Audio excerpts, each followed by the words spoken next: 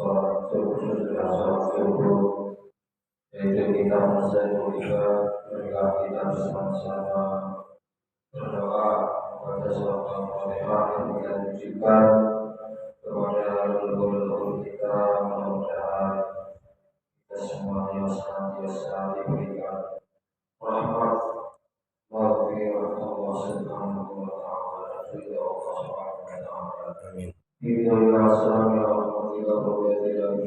Rasulullah sallallahu alaihi wasallam. Al-Fatihah. A'udzubillahi minasyaitonir rajim. Bismillahirrahmanirrahim.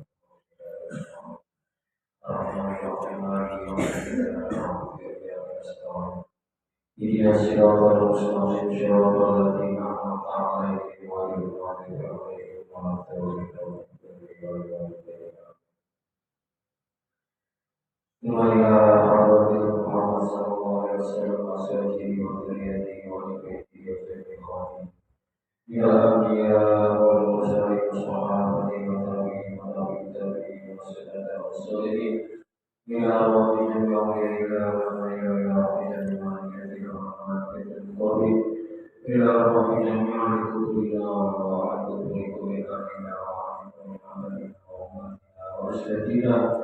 وجدتنا ومسائكنا وأساتذتنا ويا رب المسلمين والمدين إلى رب جميع المسلمين والمسلمات والمؤمنين والصحابة والجميع إلى رحمة وتقبل الذين ويا رب وتقبل خصوصا إلى مصنف هذا الكتاب مسلم وسلم ويا رب حاجتنا وحاجتكم من خوارج الدنيا والآخرة.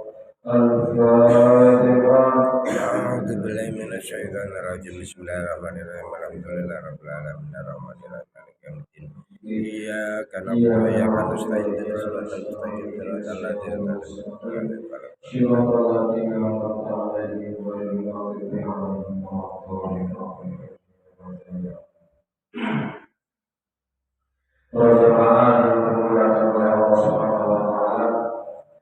Pagi hari ini hari Senin tanggal 29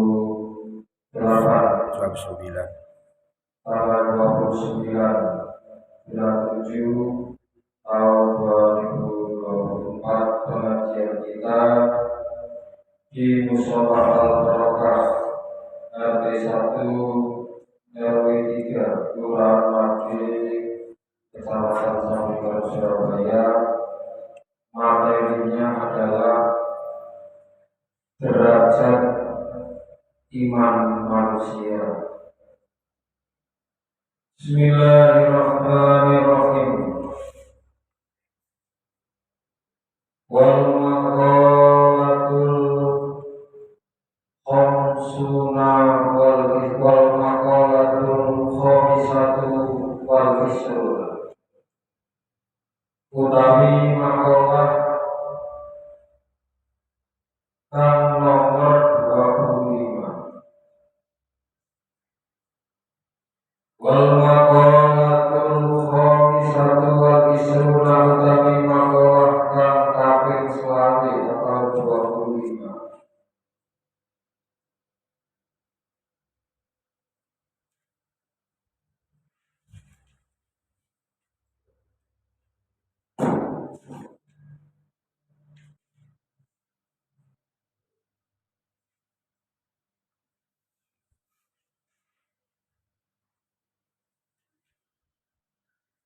Ruya annahu alaihi salatu wassalamu kharaja dhata yawmin ala ashabihi. Ruya diriwayataken annahu satemene Kanjeng Nabi Muhammad sallallahu alaihi wasallam kharaja iku medal metu sapa Kanjeng Nabi la yamin ing dalem suwijine dina ala ashabihi ing atase pira-pira sahabat Rasulullah sallallahu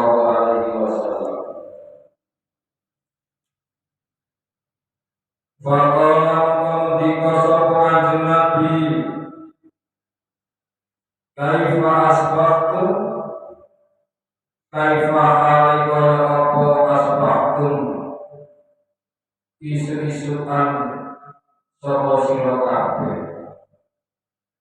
aida khatum tegese mlebu sira kabeh fi waqti sabah ing dalem waktu isuk faqalu mongko padha jawab sapa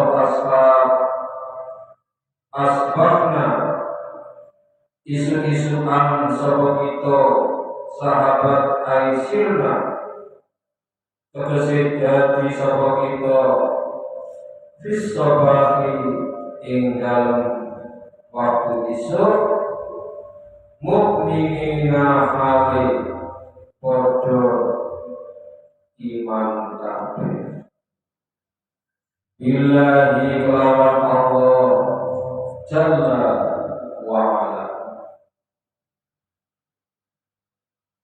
Pada suatu pagi Rasulullah Shallallahu Alaihi Wasallam berjalan-jalan menemui beberapa sahabat-sahabatnya Rasulullah. Kemudian Rasulullah menyapa kepada para sahabat-sahabatnya, wahai sahabatku semuanya, bagaimana keadaanmu pagi ini? Para sahabat menjawab, asbahna mu'minina billah. Alhamdulillah ya Rasulullah, pada pagi hari ini kita semuanya para sahabat dalam keadaan sehat walafiat, dalam keadaan beriman kepada Allah Subhanahu wa ta'ala. Faqala mengujab semoga Nabi wa ma'alamatul imanikum. Kalau begitu wama iku apa alamatul imanikum utawi tetemre imane sira kabeh. Lalu Rasulullah bertanya, wahai sahabatku, kalau begitu apa tanda-tanda keimanan kalian? Qalu, sahabat itu menjawab, nasbiru al-bala'i, yaitu kami semuanya bersabar atas segala apa yang sudah ditakdirkan oleh Allah Subhanahu wa ta'ala kepada kita, baik itu berupa musibah dan lain-lain. Ayat imtihani minallahi ta'ala, tegese ujian saking Allah Ta'ala.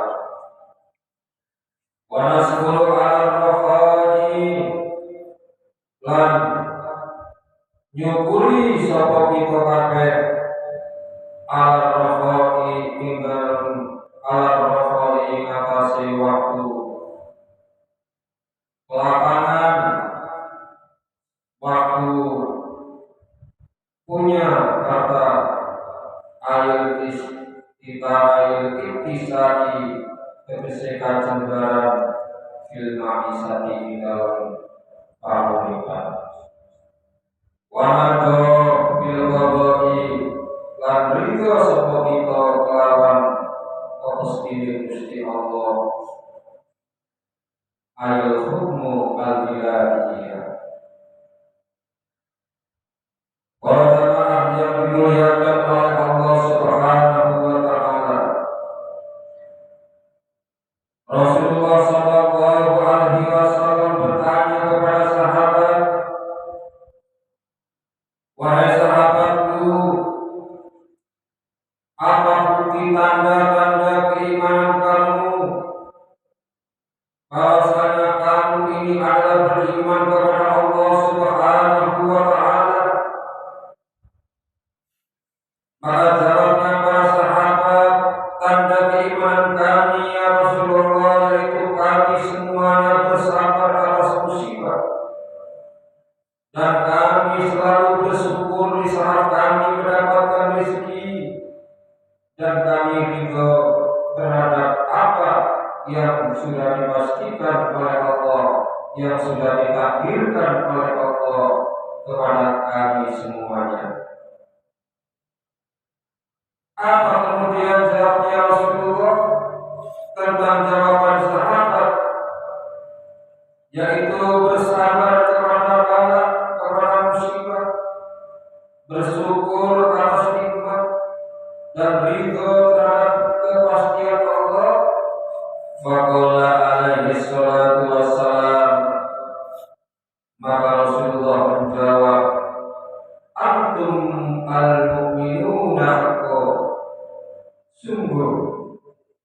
utawi sira kabeh al-mu'minuna iku termasuk wong sing beriman hakon lawan sabene. Para jemaah yang dimuliakan oleh Allah Subhanahu wa Ta'ala, di dalam pelajaran pagi hari ini yaitu kita membahas tentang derajat iman. Apa yang menjadikan langkah-langkah kita untuk menuju suatu keimanan kepada Allah Subhanahu wa Ta'ala, dan tanda-tanda orang yang beriman itu seperti apa? Kemudian dasar hukum yang didasarkan kepada Al-Quran itu bagaimana? Maka marilah kita ikuti penjelasan satu demi satu agar kita bisa mencapai derajat sebuah keimanan. Allah Subhanahu wa Ta'ala berfirman di dalam surat An-Nisa ayat 136, A'udzu billahi minasy syaithanir rajim. Bismillahirrahmanirrahim. Ya ayyuhalladzina amanu aminu billahi wa rasulihi wal kitabil ladzi nazzala ala rasulihi wal kitabil ladzi anzala min qabl wa man yakfur billahi wa malaikatihi wa kutubihi wa rusulihi wal yawmil akhir faqad dhalla dhalalan ba'ida. Wahai orang-orang yang beriman, aminu billahi, tetaplah kalian beriman kepada Allah, kepada Rasul-Rasulnya, kepada kitab-kitab Al-Quran yang Allah turunkan kepada Rasulnya, yaitu Nabi Muhammad sallallahu alaihi wasallam. Dan tetaplah kalian beriman kepada kitab-kitab yang Allah turunkan sebelum Al-Quran. Barang siapa yang kufur kepada Allah, kepada malaikat-malaikatnya, kitab-kitabnya, Rasul-Rasulnya, dan hari kemudian, maka sesungguhnya orang itu telah sesat sejauh-jauhnya. Maka dari itu, rukun iman yang kita pahami, yang kita selalu dengar di dalam pelajaran-pelajaran di sekolah-sekolah kita. Yang pertama adalah percaya kepada Allah, percaya kepada kitab-kitab Allah, percaya kepada Rasul-Rasul Allah, percaya kepada malaikat-malaikat Allah, percaya kepada hari akhir, dan percaya kepada qada dan qadarnya Allah. Ma'asyiral muslimin, jamaah yang dimuliakan oleh Allah Subhanahu wa Ta'ala. Hal ini pun sesuai dengan apa yang telah tertera di dalam surat yang tadi kita baca, yaitu surat An-Nisa ayat 136. Wahai orang-orang yang beriman, tetaplah kalian percaya kepada Allah, dan seterusnya sampai 6 yang kita baca tadi. Maka bagaimana pandangan dari hadis Rasulullah sallallahu alaihi wasallam, sudut pandang hadis dari Rasulullah sallallahu alaihi wasallam? Rasulullah Shallallahu Alaihi Wasallam bersabda, hadis Abi Hurairah, qala kana Nabi Shallallahu Alaihi Wasallam barizan yawman lin-nasi fa'atahu rajulun faqala mal iman. Pada waktu Rasulullah Shallallahu Alaihi Wasallam bersama dengan para sahabat-sahabatnya berkeliling duduk bersama para jamaah-jamaah. Kemudian ada seorang tamu yang datang kemudian, yaitu malaikat Jibril yang menyerupai manusia. Kemudian malaikat Jibril itu bertanya kepada Rasulullah Sallallahu Alaihi Wasallam, mal iman, wahai Rasulullah, wahai Muhammad, apakah yang dimaksud dengan iman itu? Maka Rasulullah Sallallahu Alaihi Wasallam menjawab, al-iman an tu'minu billahi wa malaikatihi wa bi liqa'ihi wa bi rusulihi wa tu'mina bil ba'si. Rasulullah menjawab, iman itu adalah percaya kepada Allah Subhanahu wa Ta'ala, percaya kepada malaikatnya Allah, dan percaya dengan liqah, bertemu dengan Allah, percaya dengan utusan Allah, dan percaya dengan hari kebangkitan. Karena itu, maka cocoklah antara dasar hukum yang ada di dalam hadis dan juga sumber yang berada di dalam Al-Quran, yaitu surat An-Nisa ayat 136. Kaum muslimin jamaah yang dimuliakan oleh Allah Subhanahu wa Ta'ala, ada beberapa derajat yang akan dilalui seorang muslim untuk mencapai sebuah derajat di sisi Allah Subhanahu wa Ta'ala. Yang pertama, derajat muslimin atau disebut dengan beragama Islam. Setelah manusia itu mencapai derajat muslimin beragama Islam, maka ada derajat yang lebih tinggi di atasnya bagi orang-orang Islam.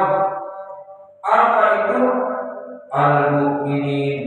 Derajat yang kedua adalah Al-Mu'minin, yaitu orang-orang yang beriman.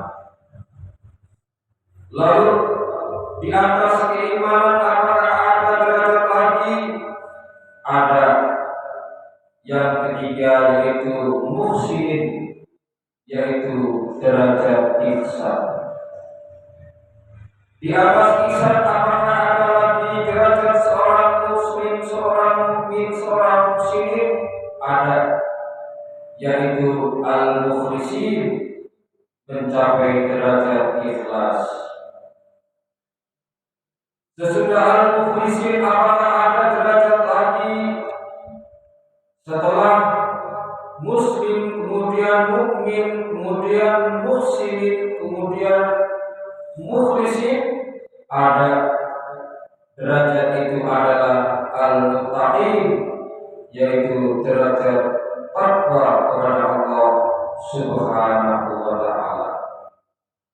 Maka derajat seseorang untuk mencapai ketakwaan adalah sangat berat sekali, karena dia harus menuju mukminin, setelah itu muhsinin, setelah itu mukhlisin, dan baru mencapai tingkat muttaqin.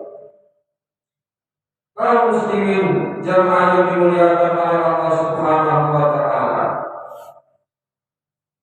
Rasulullah Sallallahu Alaihi Wasallam bersabda, al-iman bil ma'rifatul qalbi. Iman itu adalah pengetahuan hati. Pengetahuan di dalam hati, wa qaul bil lisani, dan ucapan di lisan, wa amalun bil arkan, dan amal dengan perbuatan. Karena itu syarat untuk mencapai sebuah keimanan kepada Allah Subhanahu wa Ta'ala. Ada 3 unsur yang harus dipenuhi oleh umat Islam. Yang pertama, antara ucapan, antara hati, dan antara perbuatan harus dilakukan secara bersama-sama. Maka tidak boleh seorang hanya mengatakan dalam lisannya saja, tetapi hati tidak mengatakan demikian, apalagi perbuatannya tidak seperti demikian. Maka dengan adanya pokok 3 perkara yang harus dilakukan secara bersama-sama untuk mencapai derajat keimanan seseorang, maka tidak semua manusia bisa melaksanakan menjadi seorang yang mukmin, karena lisannya yang berkata benar harus ditunjang dengan hatinya yang berkata benar, dan harus ditunjang dengan praktek perbuatan. Sungguh suatu pekerjaan yang sangat sulit, dan tidak semua manusia umat Islam yang bisa melaksanakan seperti itu. Di dalam hadis riwayat Abu Dawud, Rasulullah Shallallahu Alaihi Wasallam bersabda, jadikanlah dirimu ma'allahi kun nafsa ma'allah. Jadikanlah dirimu selalu bersama Allah. Apabila kamu tidak bisa beserta Allah, maka jadikanlah dirimu beserta orang-orang yang sudah beserta Allah, yaitu bersama para auliyaillah, orang-orang yang dekat kepada Allah Subhanahu wa Ta'ala. Jamaah yang dimuliakan oleh Allah Subhanahu wa Ta'ala. Jadi jelas syarat untuk mencapai sebuah keimanan, iman seorang itu akan bertambah di dalam hatinya dengan keyakinan yang kuat serta dapat berkurang dari segi cabangnya. Sebab apa? Mengapa manusia itu kadang imannya bertambah dan kadang imannya berkurang? Itu semuanya disebabkan karena melakukan beberapa dosa-dosa yang dia kerjakan. Perbuatan buruk yang ia lakukan akan menjadikan keimanan manusia menjadi berkurang. Lain halnya dengan para nabi dan para rasul yang mereka imannya selalu bertambah, dikatakan mereka maksumun, terjaga dari dosa. Sementara kita umat muslim adalah sering sekali kita melakukan kesalahan demi kesalahan. Karena itu kita harus melangkah satu demi satu untuk mencapai suatu keimanan kepada Allah Subhanahu wa Ta'ala. Karena itu kita belajar bagaimana untuk mencapai sebuah keimanan. Iman tidak hanya tentang aspek rohani, spiritual, akan tetapi juga pelaksanaan dalam pengamalan sehari-hari. Karena pada hakikatnya iman bukanlah dalam hati yang terwujud dalam amalan kerohanian semata,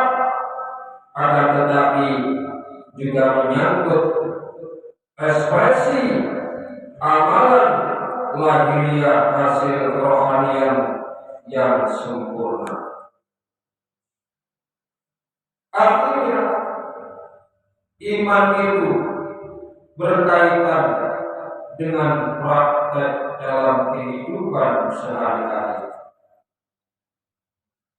Ada beberapa tingkatan keimanan manusia di hadapan Allah Subhanahu wa Ta'ala. Ada yang namanya iman taklid, iman ilmul yakin, iman ainul yakin, iman hakul yakin, dan iman al-baqa. Iman taklid adalah hanya mengikuti tentang orang-orang yang akan menjadikan panutan bagi dirinya. Sementara ilmu yakin sebagaimana yang dicontohkan dalam Al-Quran, peristiwa Nabiullah Ibrahim alaihissalam. Ya Rabbi, saya ingin ditunjukkan tentang kekuasaan Panjenengan, di mana Panjenengan itu bisa menghidupkan sesuatu yang sudah mati. Apakah kamu tidak percaya, wahai Ibrahim? Saya percaya, ya Allah. Akan tetapi agar aku bertambah keimananku. Kalau begitu ambillah hewan dan kemudian potong-potonglah. Maka Nabiullah Ibrahim alaihissalam mengambil ayam dan binatang-binatang yang lain dari jenis burung-burung. Dicampurlah oleh Nabiullah Ibrahim dan dipotong-potonglah dalam suatu tempat sehingga tercampur menjadi satu, yang tidak bisa dibedakan mana itu daging burungnya dan mana itu burung yang lain dan mana itu daging ayam. Setelah itu Allah memerintahkan kepada Nabi Ibrahim, wahai Ibrahim, letakkanlah di antara daging-daging semuanya itu menjadi 4 arah tujuan. Maka Nabiullah Ibrahim meletakkan daging-daging itu menjadi 4 di 4 arah yang berbeda. Kemudian Allah memerintahkan kepada Nabiullah Ibrahim, sekarang panggillah wahai Ibrahim. Maka memanggillah Nabiullah Ibrahim, wahai daging ayam, kembalilah kamu kepada wujud semula. Dengan kehendak Allah, maka binatang-binatang itu, daging-daging itu terbang menuju Nabiullah Ibrahim dan wujud kembali menjadi hidup dan tidak ada cacat sama sekali. Semuanya dalam bentuk yang aslinya, dalam keadaan hidup. Sungguh Allah Maha Kuasa atas segala sesuatu. Dari situlah peristiwa kenyataan yang dilihat oleh Nabiullah Ibrahim alaihissalam, bahwasanya Allah bisa menghidupkan sesuatu yang mati, maka itu menjadi sebuah keimanan Nabiullah Ibrahim yang disebut dengan ainul yakin. Setelah mencapai ainul yakin, maka timbullah hakul yakin di dalam hati Nabiullah Ibrahim alaihissalam. Sungguh nyata benar adanya Allah adalah Zat yang Maha Kuasa, bisa menghidupkan sesuatu yang sudah mati. Jemaah yang dimuliakan oleh Allah Subhanahu wa Ta'ala, karena itu kita terus belajar bagaimana untuk meningkatkan sebuah keimanan kita kepada Allah Subhanahu wa Ta'ala. Maka bagaimana sudut pandang kaum sufi di dalam mempelajari keimanan kepada Allah Subhanahu wa Ta'ala demi untuk mencapai derajat mukminin. Maka mereka para orang-orang sufi, orang-orang tasawuf,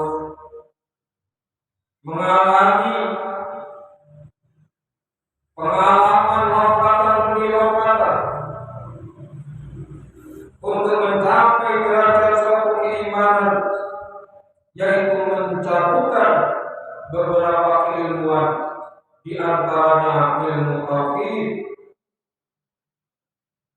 Ilmu tauhid adalah ilmu yang membahas tentang ketauhidan, keesaan Allah Subhanahu wa taala. Di antaranya adalah mengetahui sifat wajib bagi Allah Subhanahu wa taala yang sebanyak 20. Wujud, sifat nafsiyah. Kemudian 5 berikutnya adalah sifat salbiyah. Kemudian 7 berikutnya adalah sifat ma'ani, dan 7 berikutnya adalah sifat maknawi. Mereka orang-orang sufi mempelajari sifat-sifat wajib bagi Allah. Contoh saja sifat wujud, sifat nafsiyah, di mana wujud Allah, keberadaan Allah, adanya Allah adalah nafsiyah, yaitu dengan sendirinya tidak ada sesuatu yang menciptakan. Itulah mengapa sifat wujud bagi Allah adalah nafsiyah, karena kewujudan Allah adalah tidak ada yang menciptakannya, wujud dengan sendirinya. Begitu juga seterusnya. Jemaah yang dimuliakan oleh Allah Subhanahu wa taala, tidak hanya ilmu yakin, tidak hanya ainul yakin, tidak hanya akul yakin yang dipelajari orang-orang sufi. Mereka belajar tauhid, juga mereka bertakwa kepada Allah, menyatukan kekhusyuan, menyatukan ihsan, menyatukan keikhlasan, dan menyatukannya ke dalam hati dengan kesabaran demi kesabaran. Sehingga dalam pelaksanaan aturan-aturan formal agama yang disampaikan lewat guru muridnya dijalani satu demi satu, peperangan demi peperangan, yaitu jihadul akbar, memerangi nafsu dan membunuh watak akunya, atau jihadul nafsi, siapa akunya sudah dihilangkan oleh mereka. Sehingga nafsunya yang wujudnya adalah jiwa raganya tunduk dan patuh untuk dijadikan kendaraan bagi hati, roh, dan rasa itu sendiri. Jamaah yang dimuliakan oleh Allah Subhanahu wa taala, nur ilahi lalu dirasakan membutir dalam rasa hatinya, menjadi butiran-butiran sebuah keimanan kepada Allah Subhanahu wa taala. Mereka yang telah mencapai maqam ini disebut dengan as-satoriyah.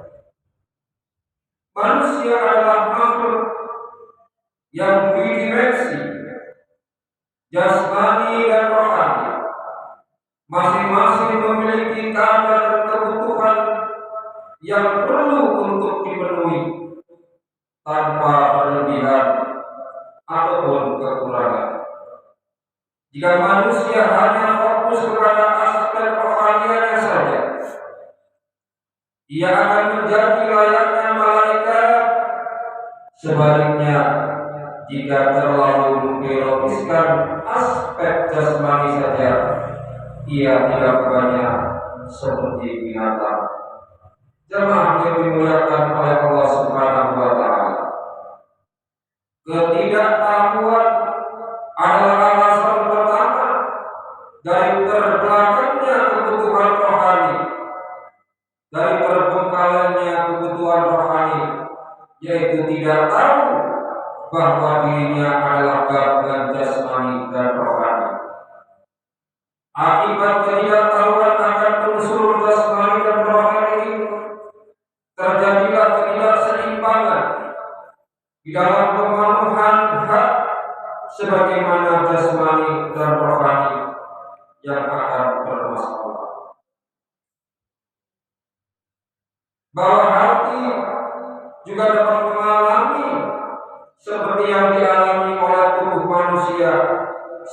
sakit, sehat, hidup, bahkan mati. Maka ketika seorang itu berzikir kepada Allah, lantunkan zikrullah, hati manusia itu menjadi terang benderang, bersinar. Semakin zikrullah semakin bersinar, semakin mengeluarkan butiran-butiran cahaya.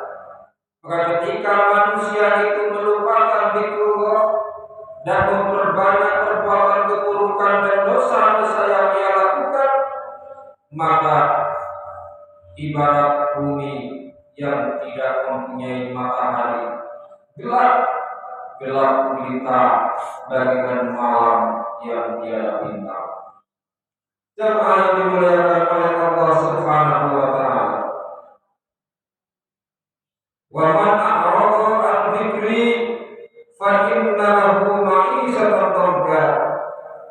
Barang siapa yang berpaling dari zikir, maka sesungguhnya baginya penghidupan yang sempit. Dan kami akan menghimpunkannya pada hari kiamat dalam keadaan buta. Dalam surah Toha ayat yang ke-124, wa man a'rada an dzikri, siapa yang tidak berzikir, maka fa inna lahu ma'isatan dhanka, baginya penghidupan yang sempit, artinya rezekinya cukup. Wa nahsyuruhu yaumal qiyamati a'ma, dan dia akan dibangkitkan oleh Allah di akhirat nanti dalam keadaan buta. Na'udzubillah, summa na'udzubillah. Jemaah yang dimuliakan oleh Allah Subhanahu wa taala. Barang siapa yang berpaling dari mengingat Allah, hatinya akan mudah dimasuki was-was, jiwanya akan selalu gelisah dan akan jauh dari ketenangan dan kebahagiaan. Ada yang akan dialami jasmani, juga akan dialami oleh hati. Manakala kebutuhan makan tidak dipenuhi dengan baik, maka manusia akan lemas, manusia akan sakit. Karena itu keseimbangan antara mengurus kesehatan jasmani dan mengurus kesehatan rohani adalah suatu keharusan. Suatu ketika Nabi Muhammad SAW bersama para sahabat menjalankan sholat isya berjamaah. Pada saat itu tiba-tiba terdengar suara dari imam, suara ketok ketok ketok 3 kali yang berasal dari Rasulullah Shallallahu Alaihi Wasallam. Ada seorang sahabat yang berani bertanya kepada Rasulullah, siapa dia? Sahabat Umar bin Khattab. Ya Rasulullah, saya mendengarkan suara ketek ketek ketek 3 kali dari panjenengan ya Rasulullah. Apakah panjenengan sakit ya Rasulullah?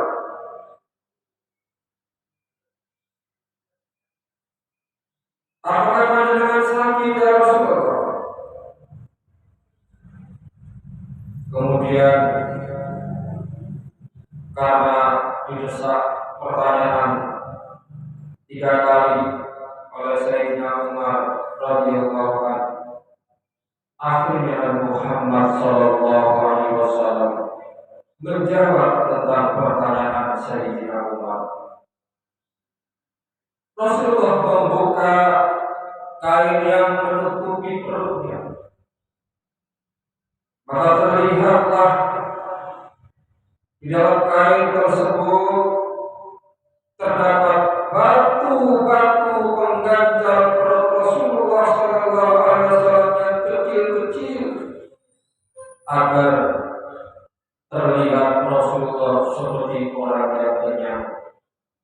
Pada saat itu beliau mengatakan untuk menahan lapar. Subhanallah, subhanallah. Betapa sabarnya Rasulullah Shallallahu Alaihi Wasallam menghadapi realita kehidupan, sehingga untuk makan saja,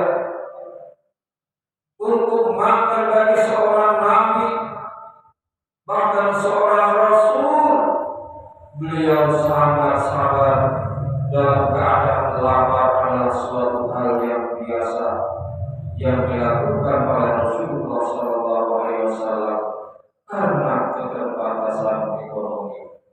Subhanallah, subhanallah, subhanallah. Jemaah yang dimuliakan oleh Allah Subhanahu wa Ta'ala. Maka kesimpulan pada pengajian pagi hari ini, yang pertama, akmalul mu'minina imanan aksaruhum khuluqa. Puncak dari sebuah keimanan yang tertinggi di dalam imannya seorang yang mukminin adalah aksaruhum khuluqa, yaitu siapa yang terbaik akhlaknya. Maka ilmu akhlak adalah ilmu yang mempelajari tentang berbuat baik kepada sesama manusia. Maka berbicara masalah agama adalah berbicara masalah kasih sayang. Karena itu semua agama yang ada di Indonesia ini mengajarkan tentang kasih sayang. Maka seseorang yang imannya yang tertinggi adalah yang mempunyai budi pekerti yang luhur, yaitu berjiwa kasih sayang.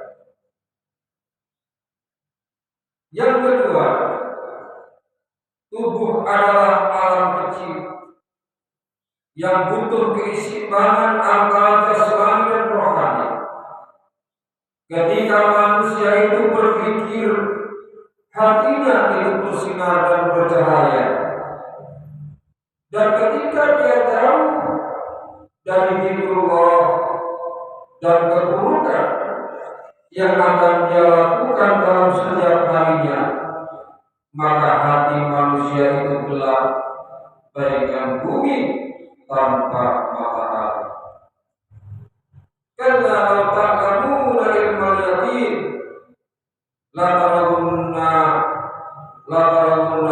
ainal jahim la tarawunnaha ainal marjahim sumala tasbahuna yawma idin amin amin.